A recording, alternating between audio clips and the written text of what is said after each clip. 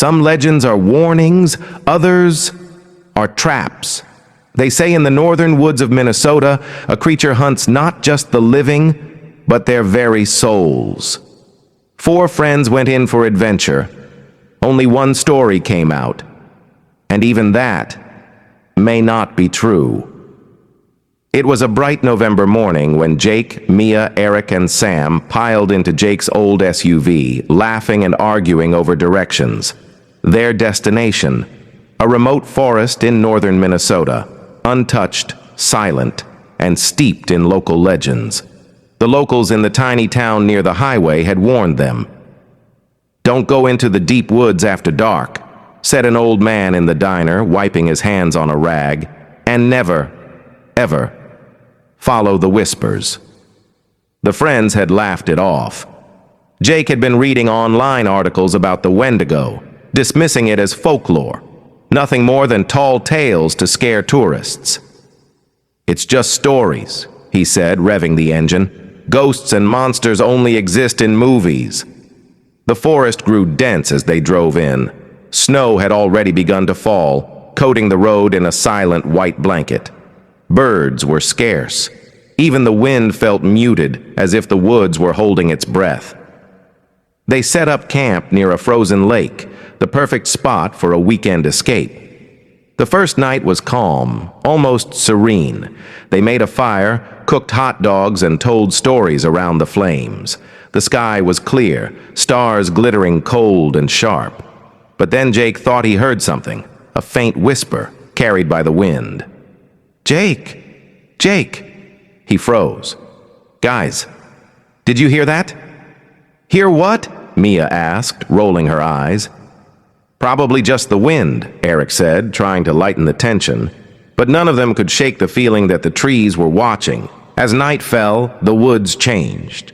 The shadows lengthened unnaturally, curling over the snow in ways that didn't make sense.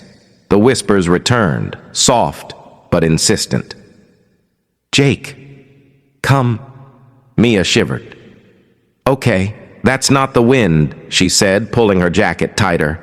The friends tried to dismiss it, but curiosity won over fear. They followed the sound into the tree line, flashlights cutting through the darkness. Branches snapped underfoot, though no animal was in sight. And then they saw it. A tall, emaciated figure, impossibly thin, with antlers like twisted branches crowning its skull-like head. Its eyes glowed faintly, and its skin was stretched tight over bones. Fingers were unnaturally long, hooked like knives. The Wendigo. They froze, paralyzed by fear. The creature didn't move aggressively at first. It just watched, silent. But the whispers multiplied, forming a chorus of voices, mimicking the voices of people they knew, begging them to come closer, to join them. Panic set in.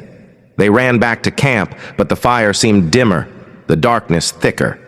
By the time they reached the tents, something had shredded the backpacks, scattered their food, and left long, unnatural tracks in the snow.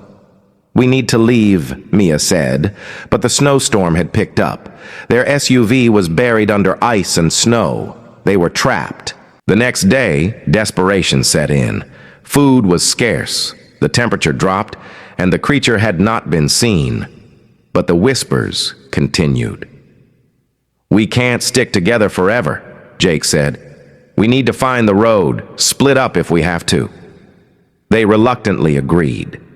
Mia and Eric went north, while Jake and Sam went south, hoping to find a clearing or a ranger station. The forest seemed alive, almost sentient. Paths twisted back on themselves.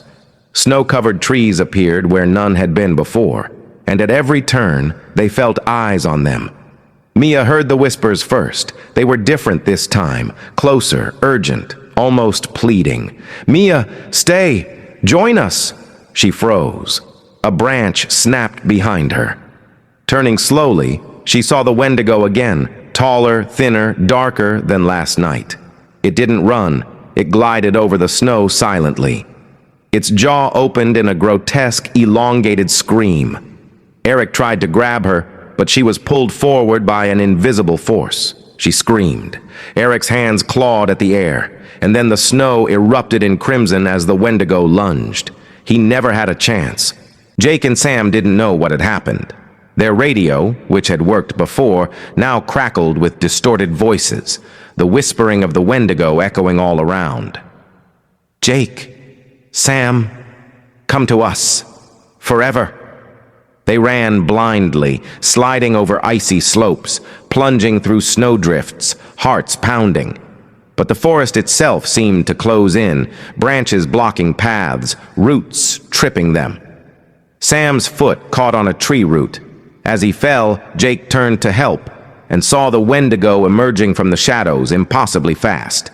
Sam screamed as the creature's fingers dug into his chest, dragging him into the snow.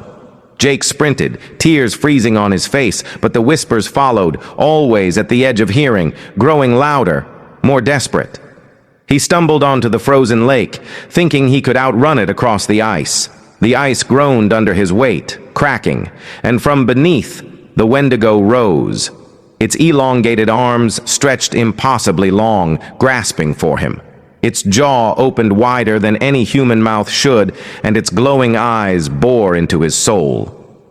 Jake realized the terrible truth. The Wendigo didn't just hunt the living. It hunted their fear, their hope, their will to survive. And in these woods, survival wasn't possible. When the search teams arrived weeks later, they found the campsite abandoned. Snow-covered tents, shredded backpacks, and footprints that led nowhere.